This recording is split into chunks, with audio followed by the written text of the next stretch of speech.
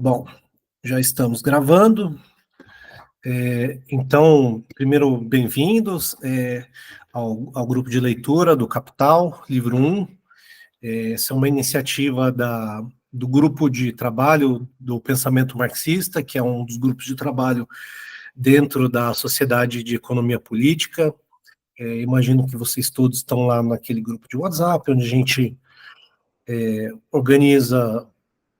Basicamente, boa parte das atividades do grupo é estruturada em torno do Encontro Nacional de Economia Política, e todo ano, pelo menos desde 2021, uma das principais atividades é o grupo de leitura do Capital, que já tem aí, então, são iniciando o terceiro para o quarto ano, né? É um espaço aberto, e eu acho que o principal objetivo é um objetivo educacional, um objetivo de compartilhar também, e isso tem muito relacionado com a nossa metodologia, de uma tomada coletiva da obra, né? Então, no começo, a gente fez até um sistema onde que a gente lia, cada pessoa se responsabilizava por ler um capítulo, eram encontros quinzenais, e a partir daí, uma pessoa fazia uma exposição e tinha uma discussão, né? Mas, a partir de 2022, chegadas de novas pessoas, a gente mudou um pouquinho essa abordagem para a leitura que a gente fala linha a linha, né? Então a gente vai abrir aqui o texto, geralmente uma pessoa faz a leitura e a gente vai lendo de forma conjunta e tem uma discussão sobre isso de forma conjunta, né? E principalmente, acho que nos primeiros capítulos do Marx isso é essencial, né? Até porque a gente tem muitas pessoas que têm diferentes níveis de contatos, perspectivas da obra, né? Então, pessoas têm formações diferentes, formações em ciências sociais, formações de antropologia, filosofia, economia, né, que se interessam pelo capital. Então, acho que é muito rica essa troca e realmente ajuda, principalmente no início, acho, do capital, romper um pouco essa barreira, e à medida que a gente cria também esse hábito de estar junto nesse grupo, eu acho que facilita também a continuação. Então, mais ou menos esse é o intuito. Como que basicamente funciona, eu já descrevi brevemente, mas a gente vai lendo isso linha a linha.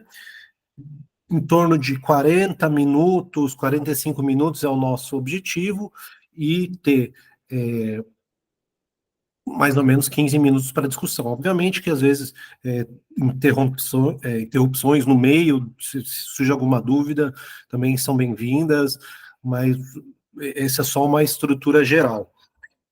Tem um documento que está lá circulando no grupo, então que ele explica um pouco da metodologia e principalmente do cronograma dos capítulos que a gente vai ler e algumas perguntas chaves, né, principalmente para o capítulo 1, sobre quais são os conceitos que a gente vai abordar aqui.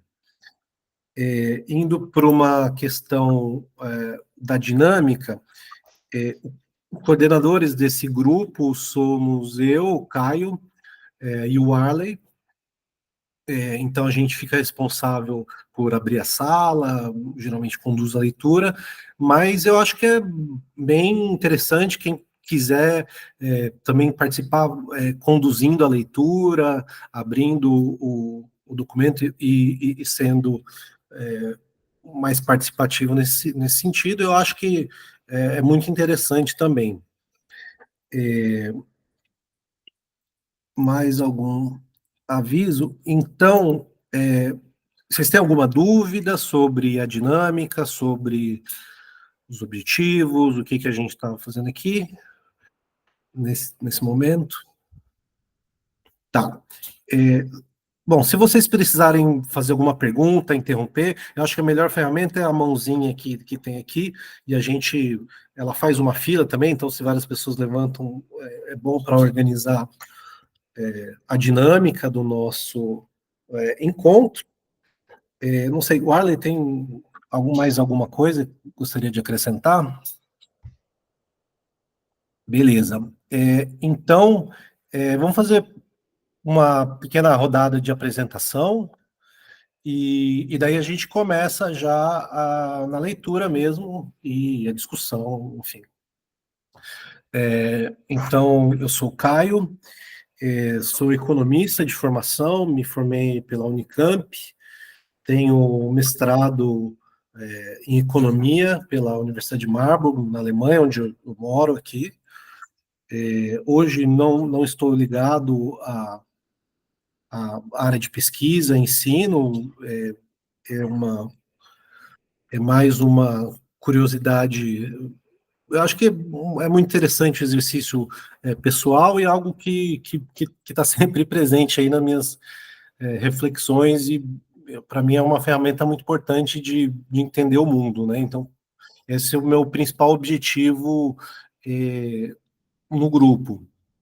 E gosto e estou aqui também, por isso que continuo. Eu já participo do grupo desde a primeira turma, desde 2021, então o livro um na metodologia antiga, a gente fez, participei de várias sessões do livro um na metodologia nova, e no livro 2 a gente fez o ciclo inteiro de leitura do ciclo 2 e também do ciclo, estamos no livro 3 que tem todas as segundas-feiras, quem quiser pode, também é muito bem-vindo, quem quiser se juntar a nós. Com isso, acho que o Arley pode se apresentar e depois a gente vai rodando aí para o pessoal. Então, boa tarde a todos, todas. Sou o Arley, eu sou formado em filosofia, eu fiz mestrado em filosofia e agora estou fazendo doutorado em filosofia, embora eu não saiba nada de filosofia.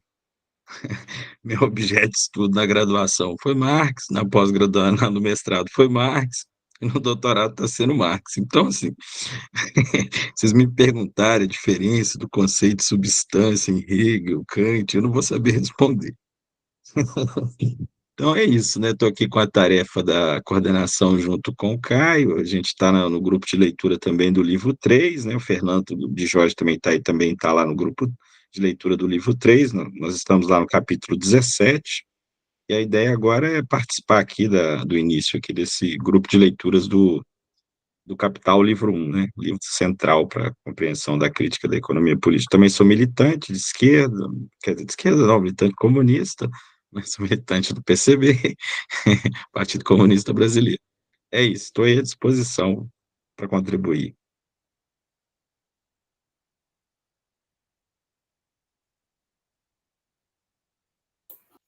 Eu vou puxar pela fila que está aqui de acordo com a reunião, então o próximo seria o Bruno Biaso.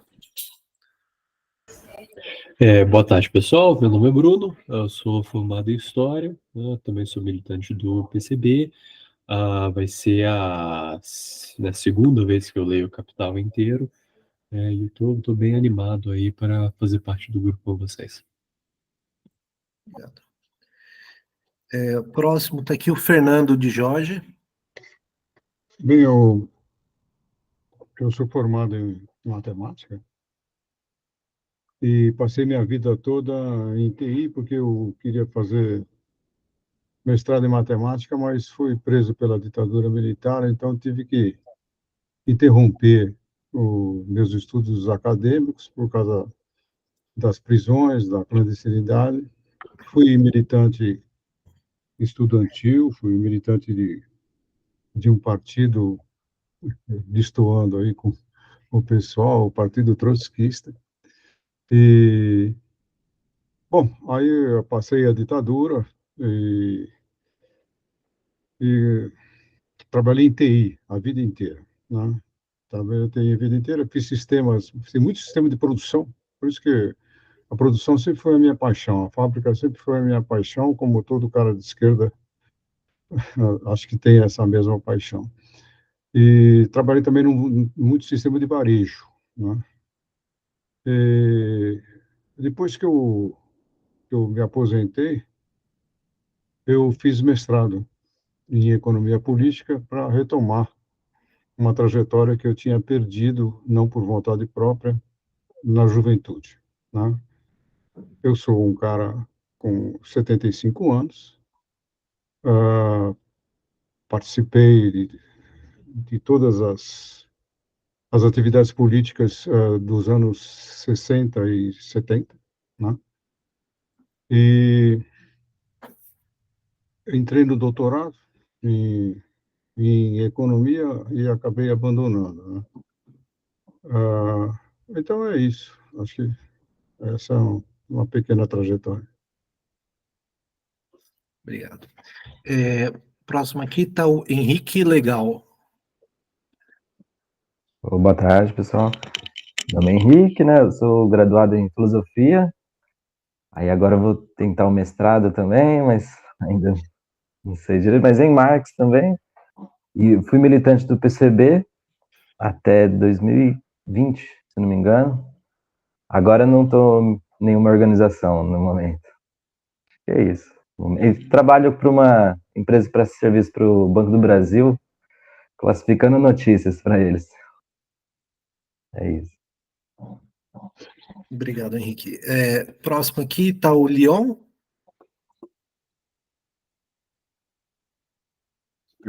Boa tarde, meu nome é Laio,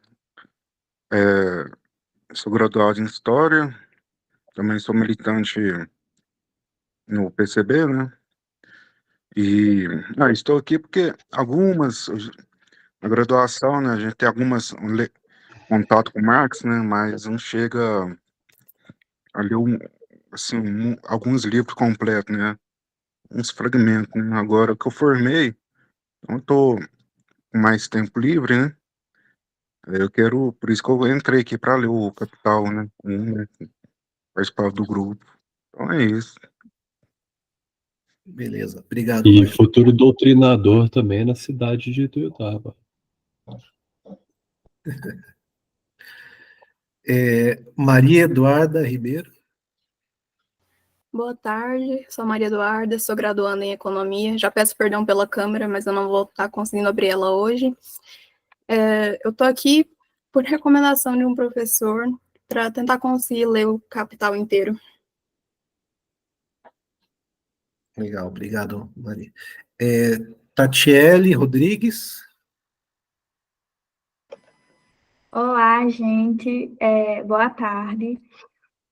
Bom, eu sou estudante do bacharel interdisciplinar em Humanidades pela UFRN.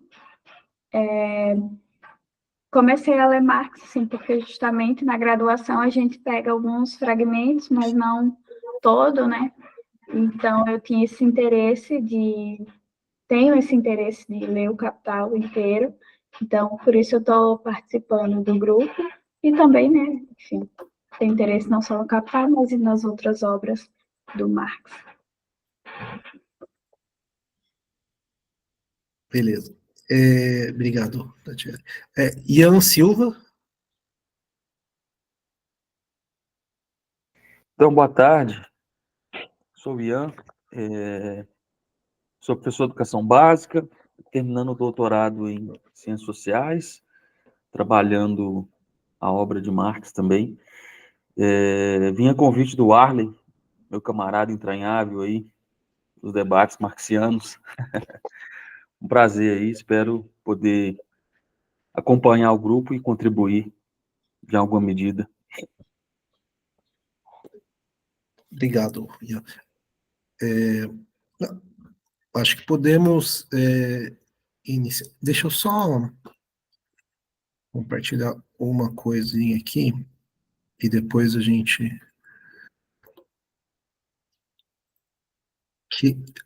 Aqui, se vocês estão vendo a minha tela?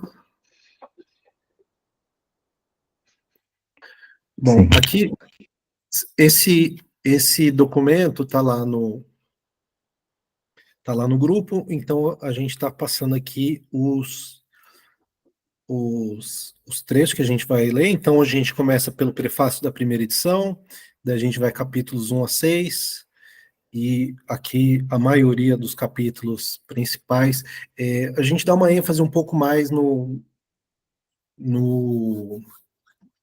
capítulos mais teóricos, né? Então tem muita análise histórica em alguns outros capítulos que a gente acaba passando mais por uma questão de tempo mesmo, né? Porque a ideia é que durem pelo menos 30 encontros para a gente ler o livro do começo ao fim, né? Então a gente tem que fazer algumas escolhas nisso. Então acho que é importante dar uma olhada nisso. Esse documento é interessante, principalmente acho que para quem está começando, tem algumas questões que são colocadas, né, dos conceitos que são colocados, e a gente está usando a edição da Boitempo, a gente tem o PDF, então se alguém precisar, não tiver acesso, alguma coisa, só dá um toque lá no grupo que a gente envia também para fazer a leitura, tá? Mas também, assim, se alguém quiser acompanhar por outra edição, também, às vezes, é interessante, fica à vontade, ok? Warley, você vai lá? Oi, Caio. Você faz a leitura ou... Posso fazer. Quer pular? Já vai. Só que você projeta aí, porque eu não estou conseguindo projetar aqui, não. Ou você quer fazer hoje, eu faço na próxima. Pode deixar, então eu faço aqui com a...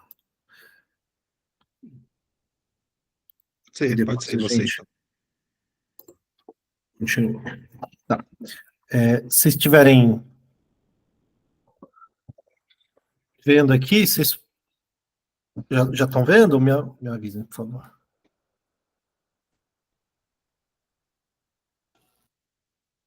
Sim. Tá, Coloque em modo, meu projeto... Oi, desculpa. coloque em modo leitura para não Pode deixar. aparecer as barras. Né? Calma aqui. Tá. Só nesse ponto, como ele fica na minha tela inteira aqui, então se alguém me chamar alguma coisa, eu não vou conseguir ver, tá? Então, às vezes dá um Aí, Caio, eu problema. vejo aqui e te aviso. Beleza. Então vamos lá. Prefácio da primeira edição. Agora não está projetando. Eita. Calma, acontece.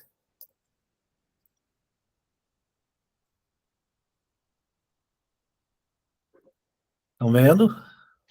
Não. Então, Apareceu agora. beleza. Continua? Agora, não, desapareceu. Quando eu coloco no modo leitura. Bom, eu vou dar um... Tá. Aqui vocês estão vendo, né? Não. Opa. Sim. Beleza, vamos lá. Prefácio da primeira edição. A obra, cujo primeiro volume apresenta ao público, é a continuação do meu escrito, Contribuição à Crítica da Economia Política, publicada em 1859. A longa pausa entre começo e continuação se deve a uma enfermidade que me acometeu por muitos anos e interrompeu repetidas vezes meu trabalho. O conteúdo daquele texto está resumido no primeiro capítulo deste volume, e isso não só em nome de uma maior coerência e completude. A exposição foi aprimorada. Na medida em que as circunstâncias o permitiram, pontos que antes eram apenas indicados foram aqui desenvolvidos, ao passo que, inversamente, aspectos que lá foram desenvolvidos em detalhes são aqui apenas indicados. As sessões sobre a história da teoria do valor e do dinheiro foram naturalmente suprimidas. No entanto, o leitor do texto anterior encontrará novas fontes. Só passar rapidamente aqui pelas notas. Então, a primeira nota é a citação aqui à Crítica da Economia Política. B. Marx refere-se aqui ao primeiro capítulo da primeira edição, 1867, que trazia o título de Mercadoria e Dinheiro. Para a segunda edição, Marx reelaborou o volume e alterou sua estrutura. O antigo primeiro capítulo foi desmembrado em 3 capítulos, independentes, que agora, sob o mesmo título, passaram a constituir a primeira seção. Wally. Pessoal, esse primeiro capítulo, ele está publicado agora, não sei se dá para ver aí, foi publicado, né? Ele, de fato, não tem essa estrutura que a gente vai ler, né? Que é dividido em 4 capítulos, tá? Esse primeiro capítulo aqui da edição de 67, ele é um capítulo bem mais difícil do que esse capítulo aqui, que é da 4ª edição, tá?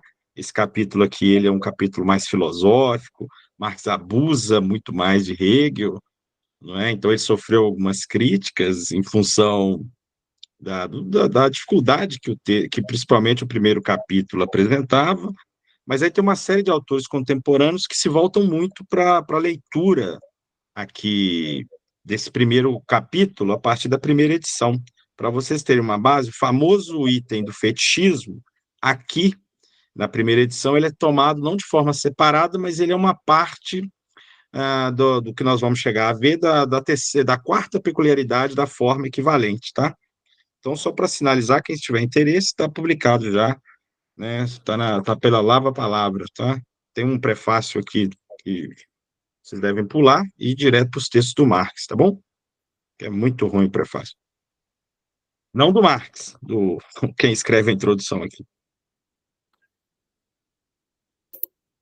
Beleza. Vamos lá. Aqui, nota C, Marx refere-se às seções Elementos Históricos para Análise da Mercadoria e Teorias sobre o Meio de Circulação e Dinheiro de sua obra Contribuição à Crítica da Economia Política. Durante a redação do manuscrito de 1863 a 1865, Marx desistiu de sua intenção inicial de adicionar a cada capítulo teórico um excurso sobre a história da teoria, e, em contrapartida, planejou concentrar toda a exposição histórica no livro 4 de O Capital, cujos rascunhos formam as teorias do mais-valor. Aqui,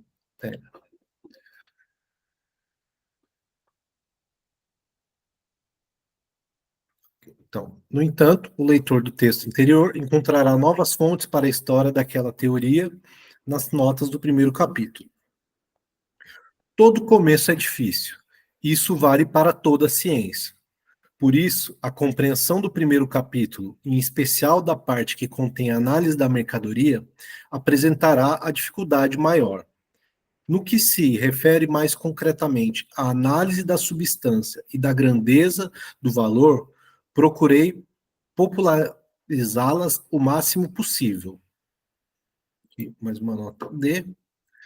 Isso pareceu tanto mais necessário porquanto até mesmo o ensaio de F. Lassalle contra Schulze Delitze, na parte em que ele pretende expor a quintessência intelectual de minhas ideias sobre esses temas, contém grandes equívocos.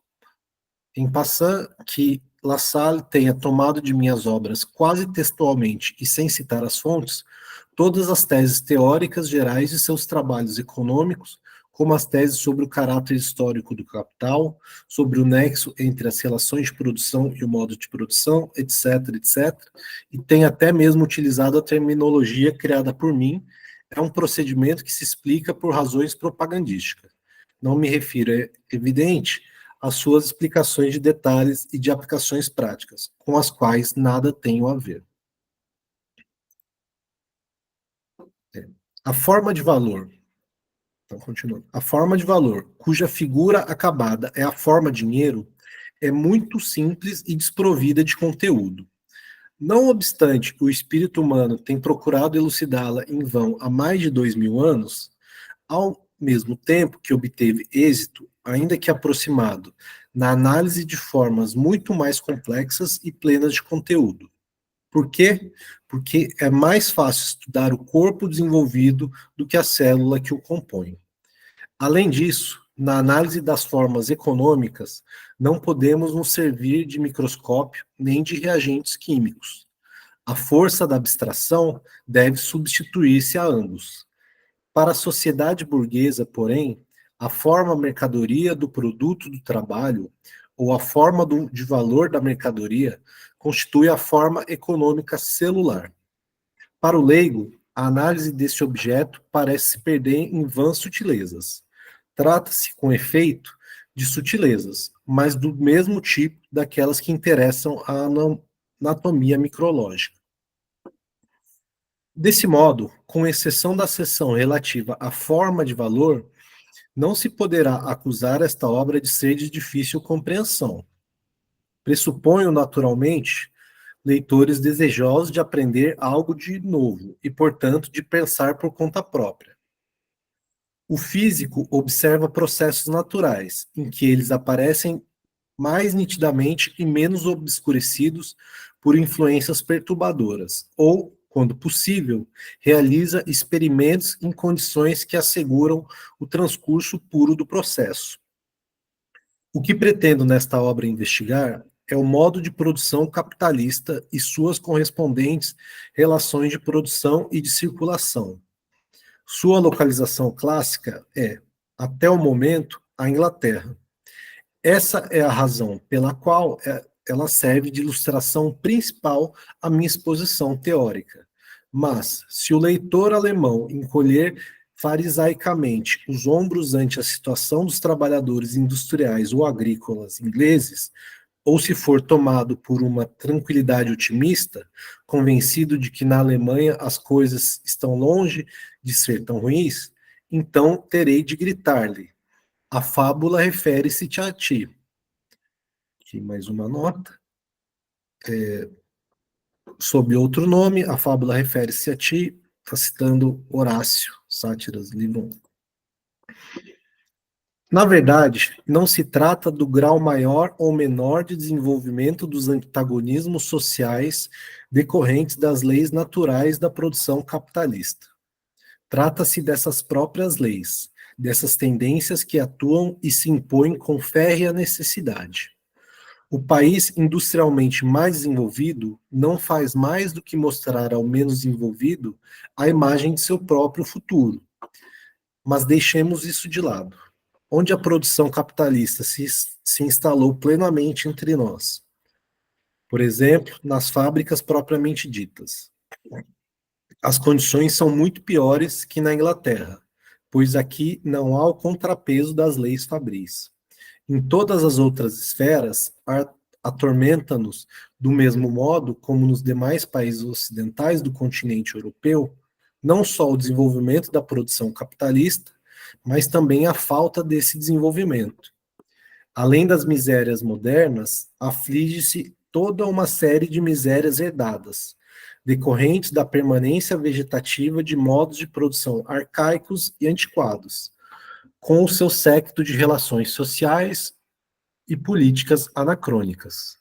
Padecemos não apenas por causa dos vivos, mas também por causa dos mortos. O morto se apoderará do vivo. Comparada com a inglesa, a estatística social da Alemanha e dos demais países ocidentais do continente europeu ocidental é miserável. Não obstante, ela levanta suficientemente o véu para deixar entrever, através dele, uma cabeça de medusa. Ficaríamos horrorizados ante nossa própria situação se nossos governos e parlamentos, como na Inglaterra, formassem periodicamente comissões para investigar as condições econômicas. Se a essas comissões fossem conferidas a mesma plenitude de poderes para investigar a verdade de que gozam na Inglaterra. Se, para essa missão, fosse possível encontrar homens tão competentes, imparciais e inflexíveis como os inspetores de fábricas na Inglaterra. Seus relatórios médicos sobre saúde pública, seus comissários de inquérito sobre a exploração de mulheres e crianças, sobre as condições habitacionais e nutricionais, etc. Perseu necessitava de um elmo de névoa para perseguir os monstros. Nós puxamos o elmo de névoa sobre nossos olhos e ouvidos para poder negar a existência dos monstros. Não podemos nos iludir sobre isso. Assim como a Guerra de Independência Americana do século XVIII fez soar o alarme para a classe média europeia, a Guerra Civil Americana do século XIX fez soar o alarme para a classe trabalhadora europeia. Na Inglaterra, o processo revolucionário é tangível. Quando atingir certo nível, haverá de repercutir no continente. Ali, há de assumir formas mais brutais ou mais humanas, conforme o grau de desenvolvimento da própria classe trabalhadora. Prescindindo de motivos mais elevados, os interesses mais particulares das atuais classes dominantes abrigam-nos à remoção de todos os obstáculos legalmente controláveis que travem o desenvolvimento da classe trabalhadora.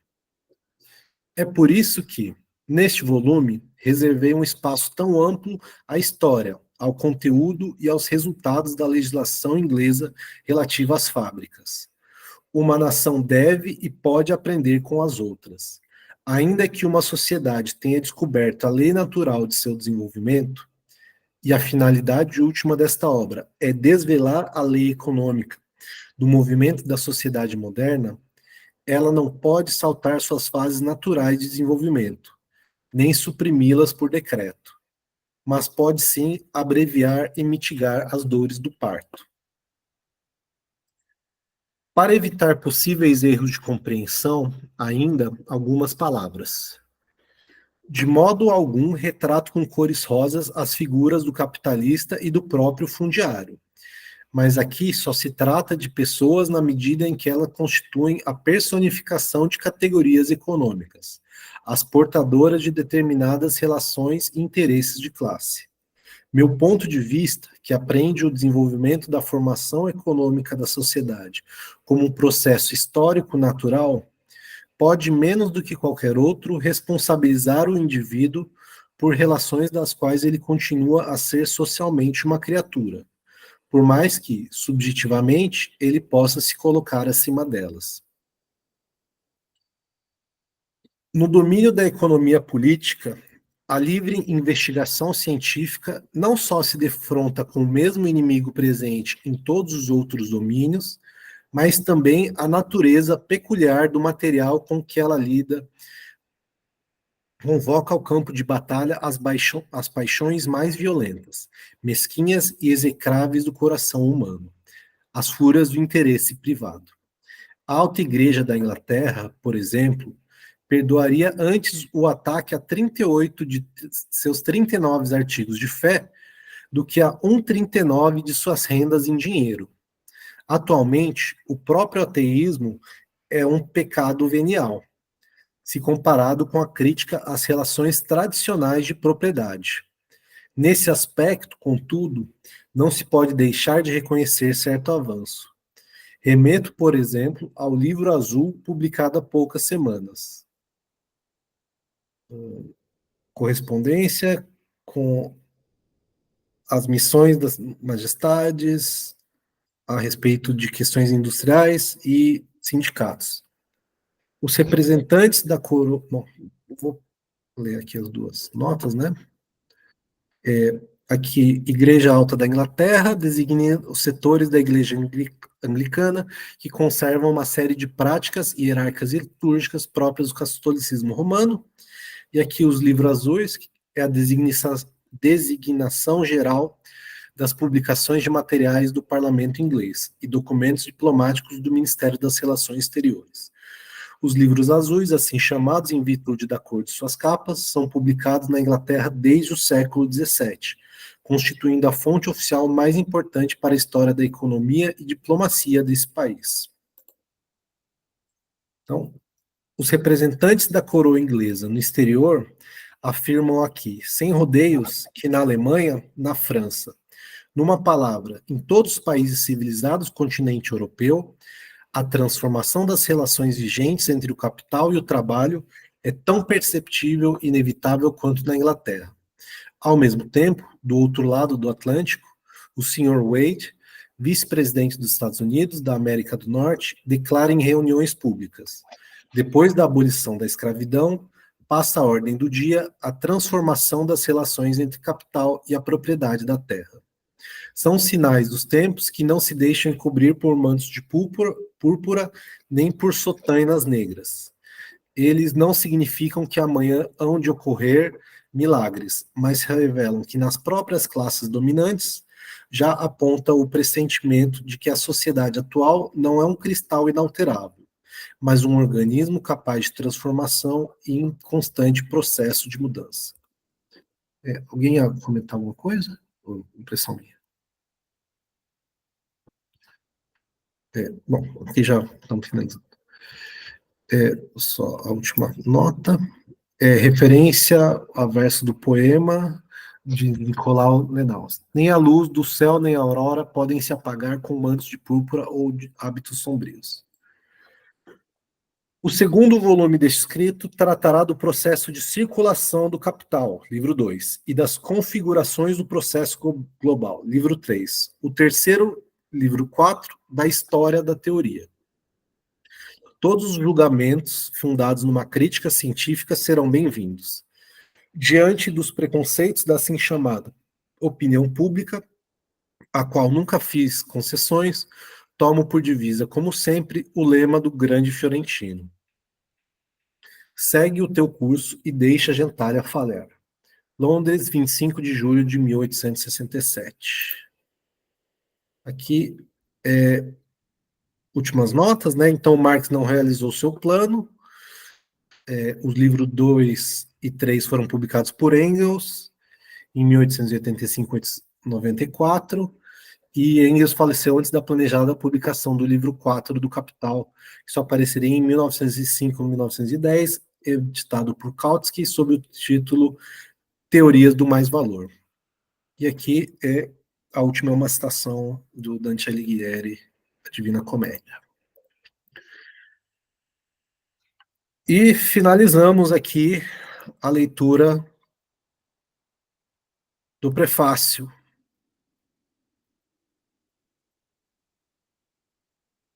Comentários, notas.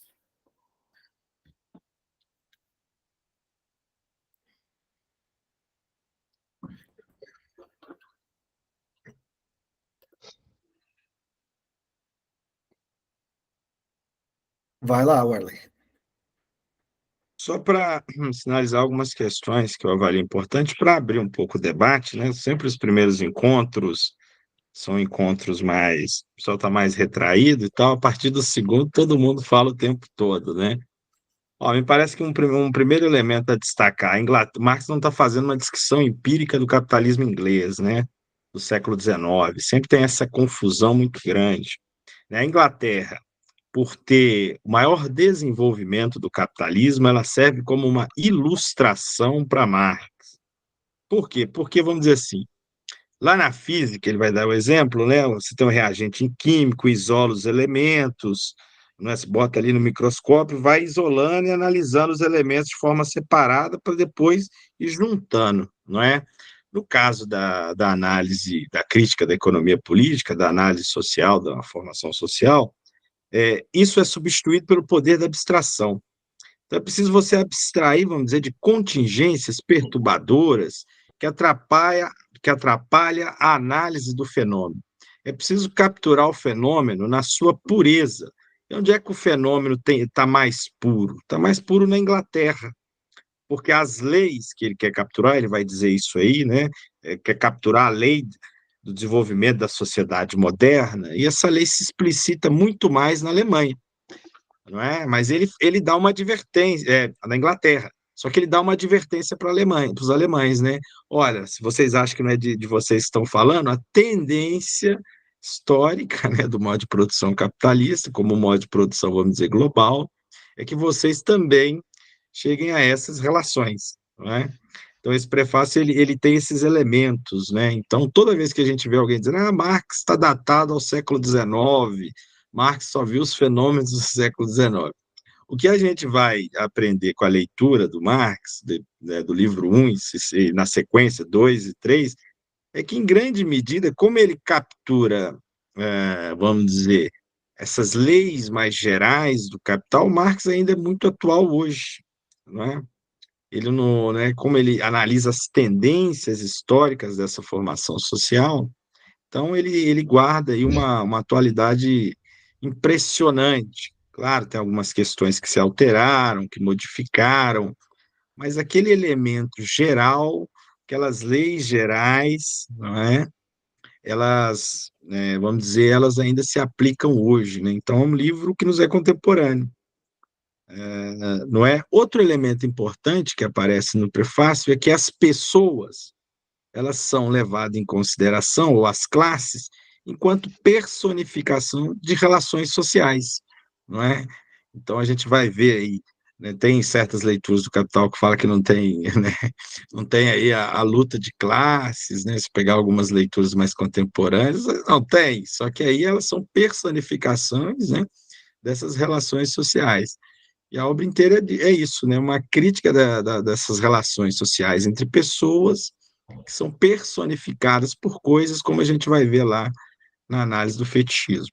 Paro por aqui, que eu falo muito, e aí abro para os camaradas aí fazer os comentários.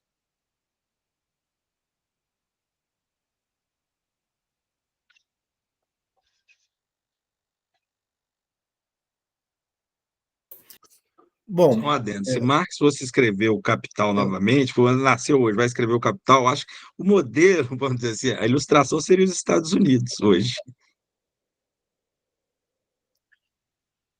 bom, talvez a China, né? Será? Mas, bom, puxando aqui também a fila, eu acho que é interessante a gente ler o prefácio em geral, ele está colocando muito do que passa, os diversos tópicos de muitas polêmicas das discussões sobre a teoria marxista. Eu acho que ele começa sobre... eu vou deixar o que ele começa, que é a mercadoria e o dinheiro, para o final, mas ele fala de metodologia, né? Então, o que a gente está lendo aqui, ele está dizendo sobre como você... o papel da abstração, né, como a ferramenta do economista político, do cientista social, né? Acho que o Arley destacou muito bem como que a gente tem que encarar o fenômeno histórico, e acho que também ele sabia que ele... e também tem muito a questão política, né? Tanto no alerta que ele faz aos alemães, quanto quando ele diz dos conflitos, das revoluções que ocorreram nos Estados Unidos no século XVIII, XIX, essa relação com as mudanças políticas e sociais que estavam começando a acontecer na Europa continental, né? E também ele trabalha com as questões já coloca a questão da classe, né? Então, eu acho que o prefácio depois que você observa, né, já tem uma certa experiência, você vê como ele contém os principais elementos da teoria marxista, estão contidos aqui nesse prefácio, e eu só gostaria de destacar aqui a questão, que é para o nosso próximo encontro, né, que é a questão de entender a forma mercadoria e entender a forma dinheiro. Eu acho que, principalmente, são os temas mais complexos, abstratos, são muito confusos, às vezes. Eu lembro que a primeira vez que eu li o capítulo 1, eu não entendi, assim, nada, então, também não tinha muito com quem falar, mas é importante a gente ter muita atenção e ler, entender o que é o feticismo, E eu acho que a grande chave, o conceito mais complexo é a questão do dinheiro. Eu acho que hoje, e a gente vai ter muita oportunidade de discutir, mas para mim esse é um dos conceitos mais mal compreendidos, não só na teoria marxista, porque eu acho que os marxistas têm uma vantagem grande da teoria para estudar, mas na economia, como é tratado, vamos dizer assim, pelas diferentes escolas econômicas, eu acho que é o conceito mais mistificado, mal trabalhado, e que acho que é uma das grandes contribuições de Marx, é entender o que é, né, a forma de dinheiro, mercadoria, enfim.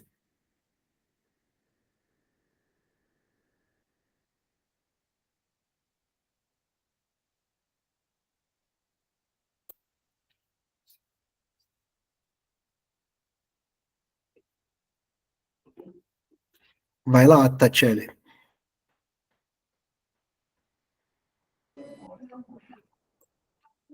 Eu tenho só vi eu esqueci agora o nome, eu acho que é o Alley, falou sobre a Inglaterra e a Alemanha, né? Então, quando ele traz a Inglaterra, é meio que para ilustrar o que posteriormente viria a acontecer na Alemanha também, com o desenvolvimento capitalista, do industrial capitalista que veio acontecer na Alemanha posteriormente, que primeiro aconteceu na Inglaterra e depois se desenvolveu na Alemanha, e assim como em todos os outros países que foi se disseminando, assim, foi evoluindo.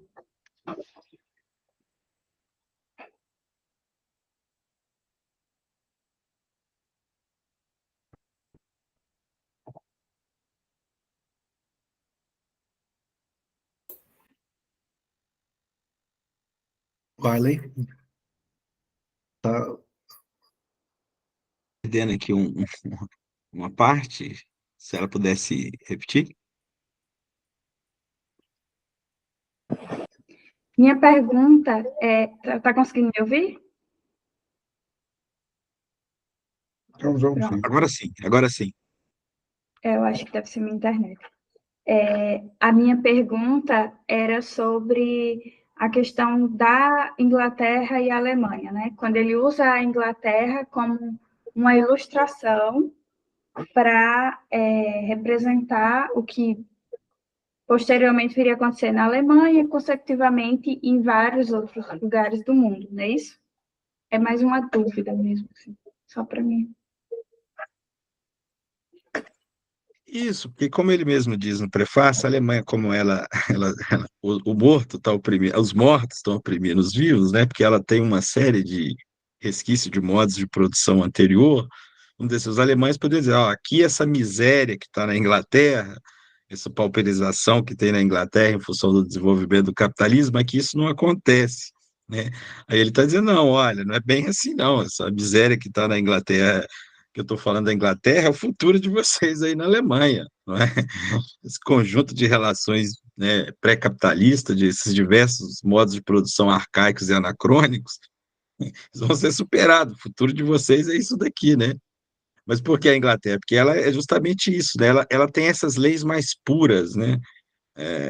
Do desenvolvimento do capitalismo, né? Então ela serve melhor para ilustrar, né? Como é que você analisa né, vamos dizer, a lei do valor, tá mais de forma mais pura, se expressa de forma mais, né? Para quem utiliza esse método da abstração, de capturar ali o fenômeno na sua pureza, na lei geral dele, então ali ilustra melhor essa teoria, essa ideia de uma média ideal, né? O capital enquanto uma média ideal.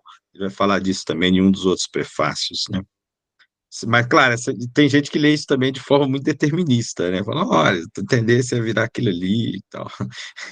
Não, ele só está, né, falando, tô falando para todas as nações europeias, olha, é de vocês, essa porra dessa miséria que tem aí na Inglaterra vai chegar aí. E em outros lugares ele fala, né, o problema da Alemanha é que ela tem ela vai ter todos os problemas do capitalismo, só que ela nunca passou por uma revolução. né? Ela tem a contra-revolução sem ter a revolução, né? Isso aí que é a famosa expressão, a miséria alemã, né? Que alguns autores brasileiros, quando vão analisar a realidade brasileira, também fazem menção, né? A miséria brasileira, né?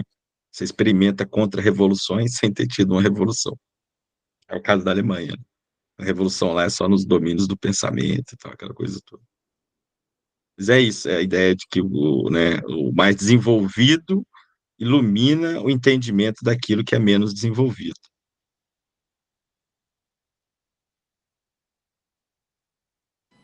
Obrigada.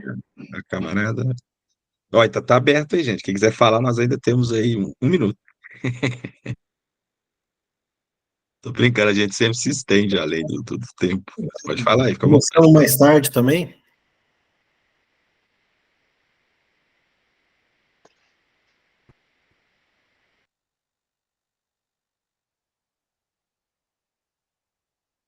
Ah, eu não te ouvi? Não, eu só disse que a gente começou mais tarde, então tem uma... Isso, pode ficar à vontade aí, pessoal. Sei que o primeiro encontro é sempre assim, mas pode falar à vontade aí. Dúvida.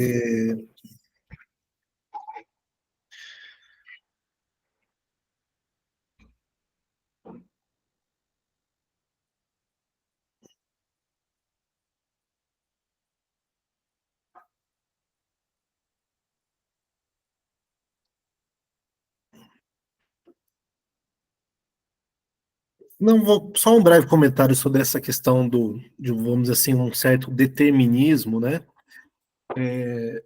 Eu acho que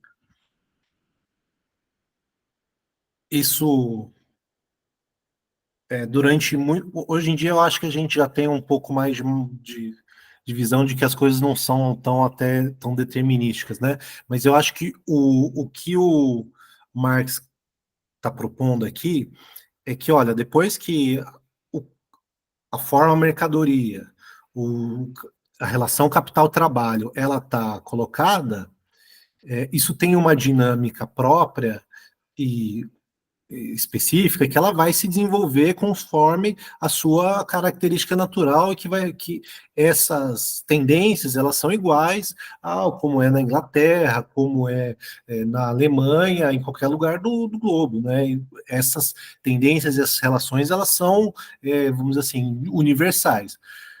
Obviamente, cada país vai estar específico, vai ter de específico as suas características, como ela colocou, alguns vão passar por revoluções, outros contra-revoluções, etc. e tal, e eles vão dar um caráter único a cada movimento real de histórico. E eu não sei exatamente em que trecho aqui, daqui a pouco eu acho, mas ele vai dizer, olha, essas coisas também elas estão convivendo o antigo e o novo ao mesmo tempo, os atrasos, principalmente que ele está se referindo ali à Europa continental, que está mais atrasada, mas ela está ao mesmo tempo convivendo com a Inglaterra, que já está mais avançada. Então, não é que cada país também é uma ilha e cada um vai seguindo o mesmo processo, né? Elas têm inter-relações, mas o ponto principal é que essa forma, mercadoria, essa forma do capital, ela tem leis universais que elas vão se ampliando e se reproduzindo em toda a sociedade. Vai lá, Ian. Eu acho que o Alan tocou nas duas questões que são mais complexas, talvez porque a gente esteja lendo hoje, né? E, em alguma medida, essa questão dos lugares, dos espaços, elas têm talvez uma projeção diferente, né? Não sei se quando Marx escreveu, acho que quando Marx escreveu não se podia pensar em uma sociedade civil mundial, né?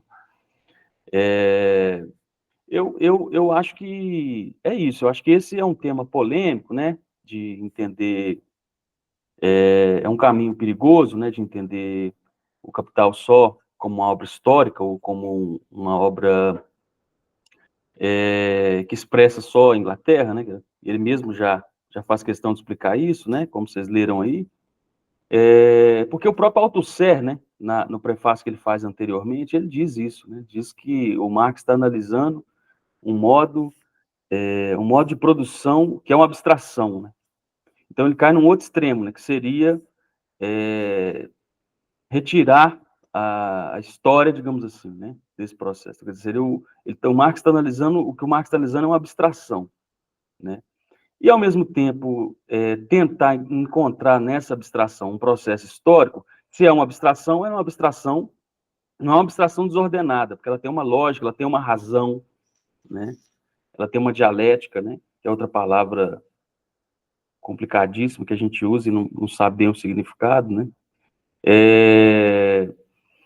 Então, eu acho que são esse dilema mesmo, né?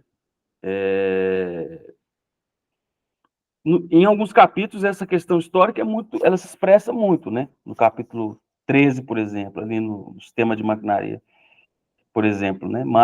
E também na manufatura, no capítulo 12, mas não é só isso. Nunca é só isso, né? Há sempre a captura de um movimento, né? Há sempre a captura de um movimento ou de algo que está em movimento, de um processo, né? Então, essa, para mim, parece uma implicação mesmo, né? Por isso que dá essa polêmica com o Althusser, né, que vai distinguir o objeto do conhecimento do objeto real. O problema da personificação é esse. Os que entendem onde é que estão as pessoas no capital, né? A questão que foi colocada aí, né? E aí as pessoas são personificações de categorias, mas as categorias não fazem história, as pessoas fazem história. Então, são essas complicações, né? Mas eu acho que são complicações nossas, né? Eu acho que o Marx soube lidar muito bem com isso, né? Ou são complicações que vão aparecer na tradição marxista, né? Que a tradição vai lidar com elas, digamos assim, né? Era isso, não sei se eu me fiz compreender, né?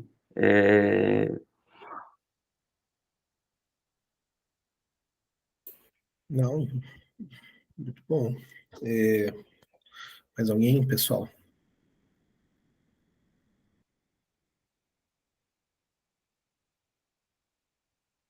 Bom, fica também aberto sugestões de falar, eu acho que poderia mudar alguma coisa em relação à dinâmica. Se quiser parar também na próxima vez, quanto a gente estiver lendo, né? Porque eu li um trecho longo, assim, às vezes passa alguma coisa, você quer fazer um comentário, também a gente é bem aberto quanto a isso. Vai lá, Orley. Não, você acabou lendo meus pensamentos. Eu ia falar justamente isso, né? Que às vezes tem alguma dúvida na leitura de um parágrafo, ou tem algum comentário importante, que aí não precisa esperar a leitura completa, não. Pode parar lá no nosso grupo de leitura do livro 3 mesmo. Tem hora que a gente para lá num parágrafo, lá o encontro praticamente acaba naquele parágrafo. Fernando, que está ali caladinho, ó, é um grande estudioso da economia política. Ou até mesmo ele colocou uma polêmica lá sobre a questão né, do trabalho produtivo, para resumir, era uma polêmica em torno do lucro do capital comercial, que a gente ali parou, né, Caio? O Fernando lembra. A gente ficou debatendo isso até e depois acabou ainda, o debate continuou. Então, assim, do ponto de vista da metodologia, né, pode, quem tiver dúvidas, às vezes a gente não vai saber responder, né? Eu mesmo, com certeza, não saberei responder, mas fica aí para a dúvida coletiva, para o acúmulo, né? Mas pode parar, interromper a qualquer momento, né? O importante é a gente ir construindo, né, tendo em vista a objetividade do texto, mas eu não lembro, não. O Fernando pediu a palavra aí, então, deixar com ele. O Farley foi me cutucar aí. Uma coisa que me chama muita atenção é que eu tomo um pouco de cuidado com com o caráter científico da obra de Marx, né? O Marx, ele para mim, ele não pretendeu fazer uma ciência, né? Porque, basicamente, Hegel rompeu com os ditames. Olha, eu não sei nada de Hegel. Tem o Varley, o Ian aí que estuda filosofia, tem o Lyon, mas pouco que eu sei é que estudar algo em movimento, em movimento, em transformação, exige uma metodologia investigativa diferente das ciências duras, né? Então, na verdade, você aponta tendências, você aponta contradições, e você, na verdade, você não sabe muito bem aonde isso vai dar, quer dizer, aonde isso, mas você conhece, sabe, identificar esses grandes contrários, né, que convivem e que estão em permanente disputa. E isso vai levar a um outro ponto que eu acho muito importante, que é a sua contribuição, a contribuição humana, né, nesse processo de transformação. Então, o fato de você estudar algo que está em movimento, que está em processo contínuo de transformação, vai exigir uma metodologia que até então não era usada. Não era usada. Tanto é que a própria economia clássica vai usar, alguém chama de economia positivista, né? Quer dizer, usando toda a metodologia cartesiana, que é o contrário do que Marx se utiliza. Então, eu acho que essa constitui uma grande dificuldade, especialmente para o pessoal que veio de ciências exatas, uma grande dificuldade de compreensão da obra de Marx, né? Por causa desse caráter continuamente contraditório, continuamente conflitante, exatamente refletindo um processo em contínua transformação. Isso foi uma coisa que eu tive muita dificuldade de entender ao longo da minha vida, né?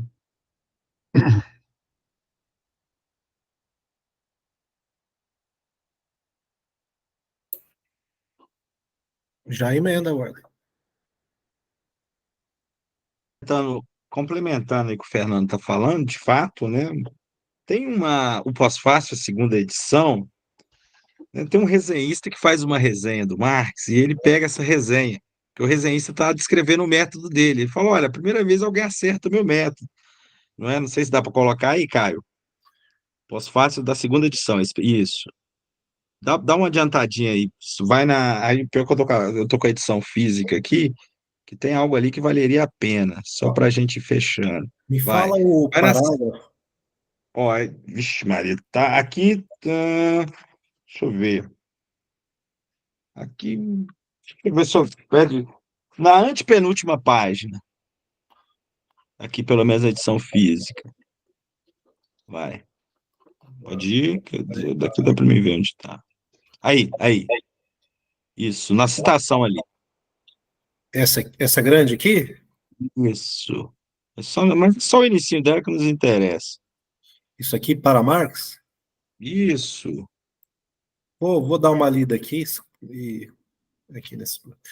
Para Isso. Marx, apenas uma coisa é importante: descobrir a lei dos fenômenos com cuja investigação ele se ocupa.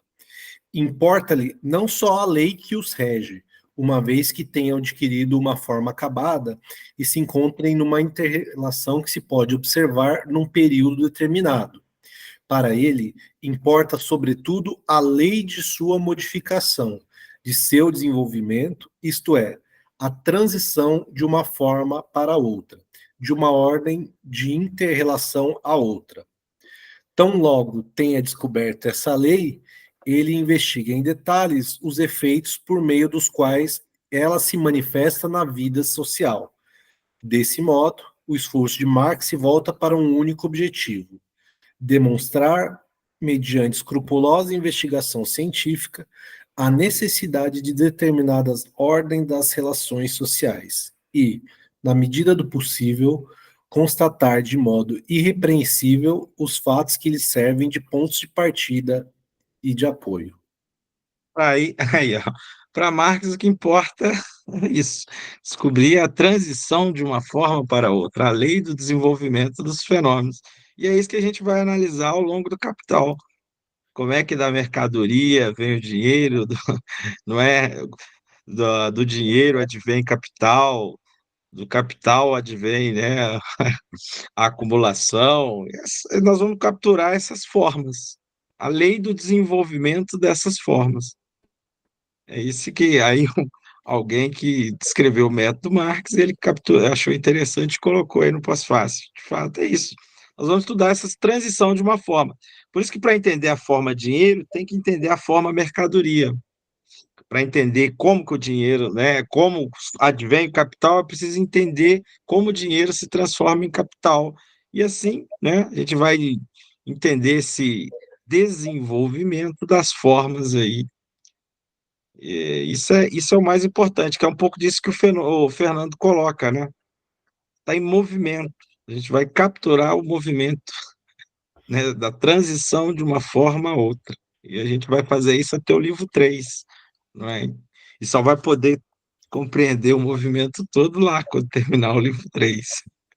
Mas é isso, é a transição de uma forma para outra, é isso que importa a Marx. Isso é contrário a toda a ciência burguesa positivista, né? É isso.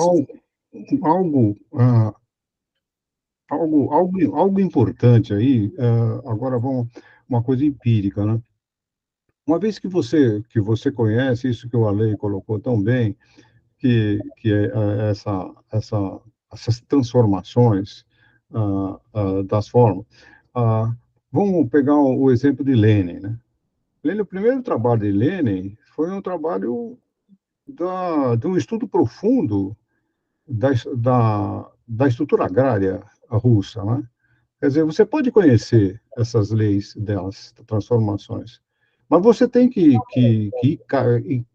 ir na realidade, e como ele foi, com um esforço incrível de levantamento estatístico no final do século XIX, você imagina o esforço que ele fez de investigação para entender aquela realidade, né? Aquela realidade. Então, existem essas. O Marx nos dá uma explicação dessas transformações, mas você precisa cair na realidade para você saber como agir sobre ela, tendo em vista esse modelo teórico, né? Bom, isso que eu acho o mais difícil.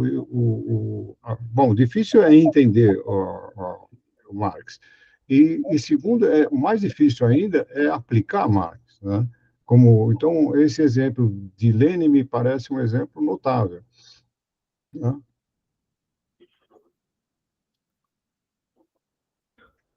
Muito bem. Bom, a gente está no nosso horário, mas alguém tem algum comentário? Fica à vontade também, a gente fica mais um pouquinho. Bom, então, semana que vem a gente volta para iniciar o capítulo 1, tá bom, pessoal? Parar a gravação aqui.